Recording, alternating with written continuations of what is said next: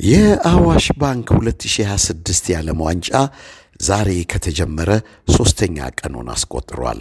ሶስተኛዋ ደጋሽ አገር አሜሪካ ዛሬ ለዓለም ዝግጅቷን ታቀርባለች። ሐሙስና አርብ ሜክሲኮና ካናዳ የዓለም ዋንጫ ዝግጅቶቻቸውን አስመርቀዋል። ሶስተኛዋ ሀገር አሜሪካ ዛሬ ተሯን ትወጣለች። አረረም መረረም ድግሳችንን ተወተናል ያሉት ሜክሲኮና ካናዳ። በነገራችን ላይ ሜክሲኮ በታሪክ ለሶስተኛ ጊዜ ነው የዓለም ዋንጫን ስታዘጋጅ ምርጥ የመክፈቻ ስነ ስርዓቷን አሳይታናለች። ካናዳ የመጀመሪያ የዓለም ዋንጫ ብታዘጋጅም የመክፈቻ ትርኢቷና የስቴዲየሞቿ የእንግዳ አቀባበል እጅግ ማራኪ ሆኖ አግኝተነዋል። ዛሬ ደግሞ ለሁለተኛ ጊዜ ነው በዓለም ዋንጫ ታሪክ አሜሪካ የመክፈቻ ስነ ስርዓት የምታከናውነው። በ1994 በአማረ ሁኔታ ያዘጋጀችውን ዝግጅት ዛሬም ደግመዋለሁ፣ በተሻለ መልክ አቀርበዋለሁ በሚል እነሆ ድግሴን ተካፈሉልኝ እያለች ትገኛለች። አሜሪካ የመክፈቻ ዝግጅቷን የምታደርገው የከዋክብት ከተማ በሆነችው በሎስ አንጀለስ ከተማ ነው። ሎስ አንጀለስ አሜሪካ በፊልሞቿ የዓለምን ቀልብ የምትገዛበት የሆሊውድ ከተማ ናት። ታላላቅ ከዋክብቶች ስማቸው ዎክ ኦፍ ፌም ላይ የታተመበት ልዩ ከተማ ናት። የሎስ አንጀለስ አውሮፕላን ማረፊያ በተንጣለለው የፓስፊክ ባህር አጠገብ ይገኛል። ላክስ ይባላል። በነገራችን ላይ ሁሉም ኤርፖርቶች የራሳቸው የሆነ ልዩ የመጠሪያ ስም አላቸው። የአዲስ አበባ ኤርፖርት ኤዲዲ ነው የሚባለው። ታዲያ የሎስ አንጀለስም ላክስ ይባላል። በነገራችን ላይ አሜሪካ የመጀመሪያውን የዓለም ዋንጫ ስታዘጋጅ በ1994 የፍጻሜ ጨዋታ የተካሄደው በዚች ውብ ከተማ በሆነችው በሮዝ ቦውል ስታዲየም ነው። በወቅቱ ባጂዮ ቁርጥ ያልተቆረጠ እንደ ቤቤቶ እጁን ያላወዛወዘ ወጣት አይገኝም ነበረ። የፍጻሜውን ጨዋታ ብራዚልና አሜሪካን አድርገው አሜሪካ ሮቤርቶ ባጂዮ ከጣሊያን ብሔራዊ ቡድን በመለያ ምት ነው ጨዋታው የተጠናቀቀው። 30 ደቂቃ ሆኖ አቻ ከወጡ በኋላ የመጨረሻውን የመለያ ምት ሮቤርቶ ባጂዮ በግቡ አናት ላይ ከሰቀለውና ከመታ በኋላ በርካቶች የጣሊያን ደጋፊዎች አንገታቸውን ደፍተው ሌሎች የብራዚል ደጋፊዎች የጨፈሩበት ይሄ ስታዲየም የተዘጋው በዚህ በሮዝ ቦውል ስታዲየም ነው። ሎስ አንጀለስ ነው የሚገኘው። እቺ ከተማ ናት የ2026 የአዋሽ ባንክ የአሜሪካንን የዓለም ዋንጫ የምትከፍተው። በነገራችን ላይ መጪው የኦሎምፒክ ውድድርም የምታዘጋጀው እቺው የሎስ አንጀለስ ከተማ ናት። በ1994 የአሜሪካ የመጀመሪያ የዓለም ዋንጫ መክፈቻ ዝግጅቷን ስታደርግ የተከናወነው በሶልጀር ፊልድ በቺካጎ ከተማ ነበር። ያን ጊዜ እነ ዲያና ሮዝ የተሳተፉበት የመክፈቻ ሴሬሞኒ መከናወኑ አይዘነጋም። ታዲያ በዘንድሮ የመክፈቻ ደማቅ ስነ ስርዓት ላይ የ41 ዓመቷ ካቲ ፔሪ የታይ ራፐሯ ሊሳን ጨምሮ በርካታ አርቲስቶች ይታደሙበታል ተብሎ እየተጠበቀ ይገኛል። በዓለም ላይ በጣም ውድ ወደ ሆነው ስታዲየም እንኳን በደህና መጣችሁ ይላል በስቴዲየሙ መግቢያ ላይ ያለው ጽሑፍ። ይህ የመክፈቻ ስነ ስርዓቱ የሚከናወንበትና አሜሪካ የመጀመሪያውን ጨዋታ ከፓራጓይ ብሔራዊ ቡድን አቻዋ ጋር የምታደርግበት ስታዲየም ሶፊ ስታዲየም ይባላል። የዓለም ዋንጫ እስኪያልቅ ግን በፊፋ መመሪያ መሰረት ሎስ አንጀለስ ስታዲየም ተብሎ እንዲጠራ ተወስኗል። በዓለማችን እጅግ በጣም ውዱ ስታዲየም ነው። የትም ዓለማችን ክፍል በርካታ ተመልካቾችንም ቢዝ $5 ቢሊዮን እንደወጣበት የሶፊ ስታዲየም ወይም የሎስ አንጀለስ ስታዲየም ከፍተኛ ወጪ የወጣበት የለም። በነገራችን ላይ የአርሰናሉ ክለብ እና ባለቤት ስታን ክሮዬንኬ ለዚህ ስታዲየም መጀመር ከፍተኛ የገንዘብ ድጋፍ አድርገዋል። በአሜሪካን ፉትቦል የሚሳተፈው የሎስ አንጀለስ ራምስ ቡድን ባለቤት ናቸው። ስታን ክሮዬንኬ ቡድናቸው የሚጫወተው በዚሁ ሜዳ ነው። ከፍተኛውንም የስቴዲየም ገንዘብ የሰጡትም ለዚሁ ክለባቸው ነው። በነገራችን ላይ ስታን ክሮዬንኬ አርሰናል ክለብን ከያዙበት ጊዜ ጀምሮ ለመጀመሪያ ጊዜ በ2025/26 በቅርቡ የተጠናቀቀው የእንግሊዝ ፕሪሚየር ሊግ ላይ ዋንጫ ቡድናቸው ፕሪሚየር ሊጉን ሲያነሳ እሳቸው በደቡብ ለንደን ሴላርስት ፓርክ ላይ ከልጃቸው ጆሽ ክሮዬንኬ ጋር አብረው ዋንጫውን ይዘው ለደጋፊው ያበረከቱ እሳቸው ናቸው ስጦታውን የሰጡ። ስታን ክሮዬንኬ ከልጃቸው ጆሽ ጋር አብረው ቆይታ ያደረጉበት ትዕይንት እጅግ ማራኪ ነበረ። ይህንን የአሜሪካን ፉትቦል የሚሳተፈውን የሎስ አንጀለስ ራምስ ቡድንን ይዘው የዚህን ያህል ደስታ ያዩ በማይመስል ሁኔታ ፈንጠዝያቸው የተረጋጉትን አሜሪካዊ እጅግ በስሜት ያናረ ያጦዘ ነበረ።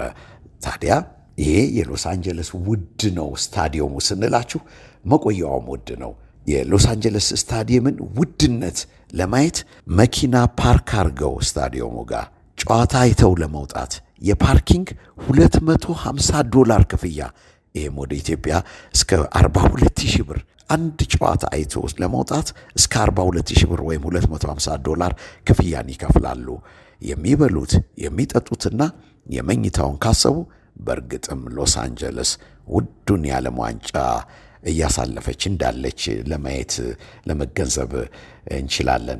ዛሬ የአሜሪካ ብሔራዊ ቡድን በአርጀንቲናዊው የቀድሞ የቶትንሃም አሰልጣኝ ማውሪሲዮ ፖቼቲኖ እየተመራ ፓራጓይን ይገጥማል። የአሜሪካ ቡድን ዳይቨርስ የሆነ የተለያየ ነው ይሉታል። ለነዋሪዎቹ እንኳን ለመደገፍ አይመችም እየተባለለት ነው። ከብሔራዊ ቡድኑ ተጫዋች ለምሳሌ አንዱ የተወለደው ካሊፎርኒያ ውስጥ ነው። ከሜክሲኮያን ስደተኛ አባት ነው የተገኘው። ሌላው ዲሲ ነው የተወለደው። ወላጆቹ ከኮሎምቢያ ነው የመጡት። ብዙዎቹ እንዲህ ባሉ ተጫዋቾች ነው የተዋቀረው። በአጠቃላይ የአሜሪካ ብሔራዊ ቡድን እንግዲህ አባት ሜክሲካዊ፣ ልጅ ካሊፎርኒያ የተወለደው እሱ አሜሪካዊ ነው ልጅ። አባት ደግሞ ሜክሲካዊ ናቸው። አባት ከሚስታቸው ጋር በስፓኒሽ ያወራሉ፣ ከልጃቸው ጋር ደግሞ በእንግሊዘኛ ይስቃሉ።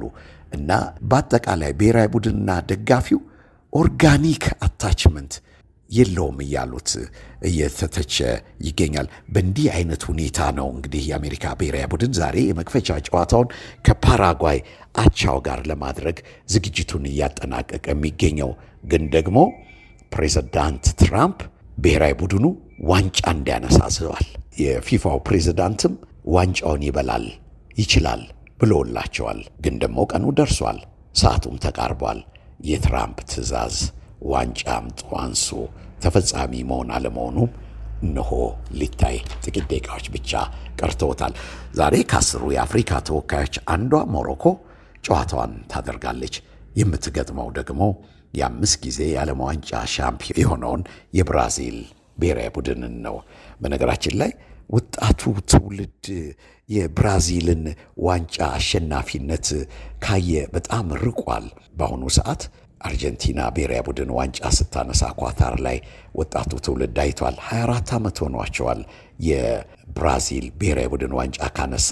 ከዚህም በላይ ደግሞ አነስተኛ፣ መካከለኛ፣ ከፍተኛም በሆኑ የብሔራዊ ቡድን ስብስብ ተገንብተው በተለያዩ ጨዋታዎች ላይ ግምት ባልተሰጣቸው ብሔራዊ ቡድኖች ሲሸነፉም የሚታዩበት ሁኔታ እንደ አንድ ተራ ቡድን ያለፉትን 24 ዓመታት ትውልድ ውስጥ ያሉ ወጣቶች እንደ አንድ ተራ ቡድን እንዲያዩትን ሴሌሳዎቹን አስገድዷል። ምክንያቱም ከዋንጫ ርቀዋል። ምታታዊ መግነጢሳዊ መስህብ ያለው አጫወታቸው ከእግራቸውና ከእጃቸው እየወጣባቸው እንዳለ ይነገራል። ግን ደግሞ ይህ የአሜሪካ የዓለም ዋንጫ ነው። በ1994 አሜሪካ ባዘጋጀችው የዓለም ዋንጫ ብራዚል አሸንፋለች። ዘንድሮ አሜሪካ ደግማለች ማዘጋጀቱን። ብራዚል እንደዚሁ ዋንጫውን ትደግም ይሆን? አሜሪካና ብራዚልስ ኮኔክሽናቸው ይቀጥል ይሆን ወይ? ለማንኛውም የምትገጥመው አፍሪካዊቷን የሞሮኮ ብሔራዊ ቡድንን ይሆናል። የሞሮኮ ብሔራዊ ቡድን በአፍሪካ ታሪክ በዓለም ዋንጫ ግማሽ ፍጻሜ የገባ በታሪክ የመጀመሪያው ቡድን ነው። ባለፈው የኳታር የዓለም ዋንጫ ቡድኑ በዋነኛነት ለዚህ የበቃው በዲፌንሲቭ ኦርጋናይዜሽኑ ነው። በጣም ጠንካራ ነበር የመከላከል አቅሙና አደረጃጀቱ። በነገራችን ላይ ሞሮኮ ግማሽ ፍጻሜ ከመግባቷ በፊት የጋና ብሔራዊ ቡድን በ2010 የዓለም ዋንጫ ግማሽ ፍጻሜ ለመግባት እጅግ ተቃርቦ ነበረ። እኔም በስፍራው እዛው ደቡብ አፍሪካ ጆበርግ ላይ ነበርኩኝ። መላው ዓለም በሙሉ ከጋና ብሔራዊ ቡድን ጀርባ ሆኖ ኡራጓይን አልፎ የግማሽ ፍጻሜ ጨዋታው ላይ እንዲሳተፍ ድጋፍ ያደርግ ነበር። 90 ሺህ ተመልካች በሚይዘው ስታዲየም በሙሉ ሴት ወንዱ፣ ወጣት አዋቂው፣ ነጭ ጥቁሩ ባፋናዎች ወድቀዋል። ባፋና የደቡብ አፍሪካ ብሔራዊ ቡድን ወደ ተከታዩ ዙር ማለፍ ስላልቻለ ጋና እንዲያልፍ ባፋና የሚለውን ትተው ባጋና እየተባለ እድሉን ለማግኘት ከጫፍ ደርሰው 90ኛው ደቂቃ ላይ የተመታውን ኳስ ኡሩጓይ ብሔራዊ ቡድን ተጫዋች የሆነው ሉዊስ ሱዋሬዝ ከመስመር ላይ በእጁ አወጣ። ያ ጎል ቢገባ ኖሮ እኔ ከጎሉ ጀርባ ነበርኩኝ። እግር ኳስ የዓለም ዋንጫ ታሪኬ ጋና ለመጀመሪያ ጊዜ አፍሪካን ወክላ ለግማሽ ፍጻሜ የምትገባበት ጨዋታ ላይ ተገኝቼ ነበር ለማለት ሁላችንም በስፍራው የነበርን በአካባቢው ላይ ነበርን የታደምን እየጠበቅን ነበረ። አሳማዋ ጂያን መጣ። ኦፍ ኮርስ ሉዊስ ሱዋሬዝ በቀይ ወጣ። አሳማዋ ጂያን መጣ። እንደተንደረደረ እረፍት አልወሰደ፣ ትንፋሽ አላወጣ፣ ኮንሰንትሬት አላደረገም። መታ ወጣበት። የግቡ አግዳሚ ነው ለትማ ይወጣችው። የሁሉም ስታዲየም ፉፉዜላ ጸጥ ረጭ አለ። በነገራችን ላይ ይሄ ጨዋታ ተጠናቆ 30 ደቂቃ ተጨምሮ አቻ በመሆናቸው የመለያ ምት እንዲመታ ሲደረግ አሳማዋ ጂያን የመጀመሪያውን ከአምስቱ የመለያ ምት የመጀመሪያውን የመታው እሱ ነው። ያን ጊዜ ተረጋግቷል፣ አስቦበታል፣ ትንፋሽ ወስዷል፣ ትኩረት አስተውሎት አድርጓል። ረጋ ብሎ 90 ዲግሪ ውስጥ ነው። ያቺን ኳስ ቀድሞ በዛ ሰዓት ላይ ስሜታዊ ሳይሆን ቢመታ ኖሮ ከሞሮኮ በፊት ጋናዎች ባጋና ተብሎ ተጨፍሮላቸው ወደ ግማሽ ፍጻሜ ለማለፍ በጣም ጠንካራ አቅም ብላክ ስታሮች የነበረባቸው ሰዓት ነው። ለማንኛውም ግን ሞሮኮ ብሔራዊ ቡድን ባለፈው ኳታሩ የ2022 የዓለም ዋንጫ ላይ ጥልቅ በሆነ አስደናቂ ብቃት አትላስ ላይኖች እጅግ በአስደናቂ ሁኔታ እጅግ የማይበገረውን የዓለም ዋንጫ ታሪክ በወርቅ ብዕር ለመጻፍ ችለዋል። ዛሬ ደግሞ በሚገርም ሁኔታ እንዲሁ ስናይ የ5 ጊዜ የዓለም ዋንጫ ሻምፒዮን 23 ጊዜ ያለፉትን ዓመታት በሙሉ በዓለም ዋንጫ ላይ የተሳተፈች ብቸኛ አገር መሆኗን ከታሪክ ድርሳን ካየን ምናልባት ብራዚል በቀላሉ ልታሸንፍ ትችላለች ብለን ልንናገር እንችላለን። ግን ደግሞ የሞሮኮ ብሔራዊ ቡድን አሁን ባለው ጥብቅ አቋምና ቡድኑ በደንብ ኦይልድ ሆኖ እርስ በርስ ተደራጅቶ ተናቦ እንደ መጫወቱ ዛሬ ለብራዚል እንዲህ በቀላሉ ውጤት ይዛ እንድትወጣ ይፈቅድላታል ብሎ ለማየት፣ ለመግለጽ፣ ለመናገር ይከብዳል። ለማንኛውም ጊዜው ደርሷል። ምን ይዞ ይመጣል ጨዋታው አብረን እናያለን። በየዕለቱም ቆይታችንን ከእናንተ ጋር አብረን የምንቀጥል ይሆናል። ቺርስ ልበላችሁ። የአዋሽ ባንክ ለዓለም ዋንጫ ቺርስ ብሏቸዋል። እኔም ልበላችሁ ቺርስ በተወዳጁ የሎስ አንጀለስ ኮክቴል ቅመም የበዛበት ሳልቫ ቬርዴ ትኩስ ከተጨመቀ ሐብሐብ ጋር ተዋህዶ በሚቀርበው ማርጋሬታ ኮክቴል ቺርስ ብያለሁ። ቺርስ አለው።